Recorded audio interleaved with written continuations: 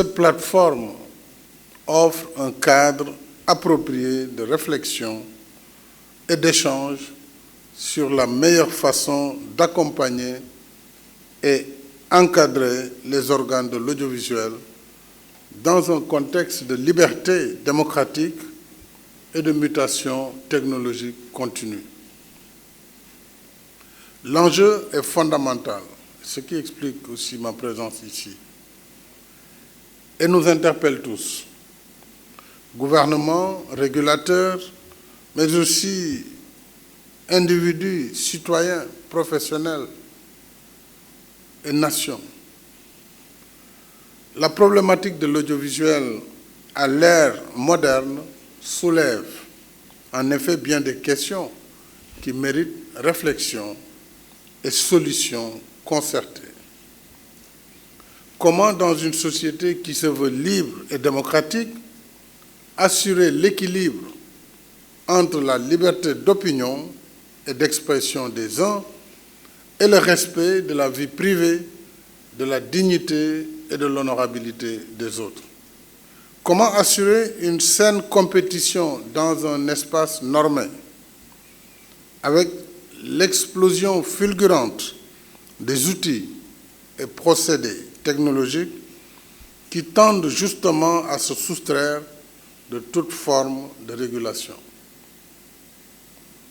Comment concilier les prérogatives de l'État-nation qui s'exercent dans ses limites territoriales, dans ses frontières, et la diffusion souvent transfrontalière du contenu de l'audiovisuel? Avec Internet, il n'y a plus de frontières. Qu'on soit à Honolulu ou à Tambacounda, dès que le clic est fait, tout le monde a la même information, de façon instantanée. Ces questions ne sont pas exhaustives. S'y ajoutent en effet d'autres encore plus nombreuses et plus complexes, découlant du phénomène des réseaux sociaux dans toute leur diversité.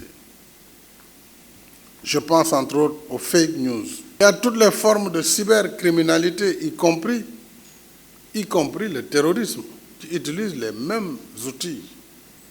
Le Sénégal vient de faire un saut qualitatif en la matière.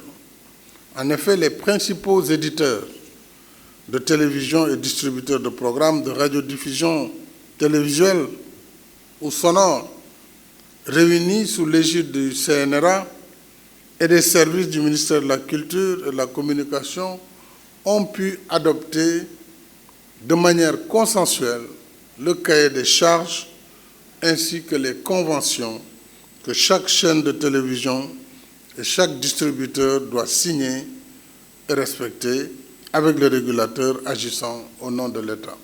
C'est vraiment une très grande performance et je voudrais féliciter tous les acteurs qui ont travaillé dans cette voie ainsi que ceux de télédiffusion du Sénégal, dont je salue la présence du président du Conseil, M. Ndiaye, ainsi que le directeur général Amadou Diop, mais également tous les acteurs privés, tous les éditeurs.